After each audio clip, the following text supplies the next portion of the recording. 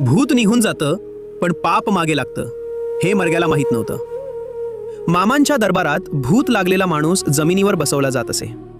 सभोवती रिंगण काढलं जाई आणि काही वेळातच भूत थरथरत म्हणायचं, जातो जातो। माणूस मोकळा व्हायचा, पण त्या भूताचे पैसे मामा कधीच स्वतःकडे ठेवत नसतं। अरे हे भूताचे पैसे आहेत, आपण ते खर्च करावयाचे नाहीत असं मामा ठणकावून सांगत।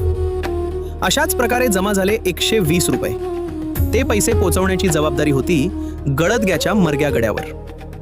पैसेमुळे महाराजांपर्यंत पोचले। महाराजांनी त्यातून 6 आणे माझ्या खुड्या बाळू धनगरला दे असे सांगितले होते।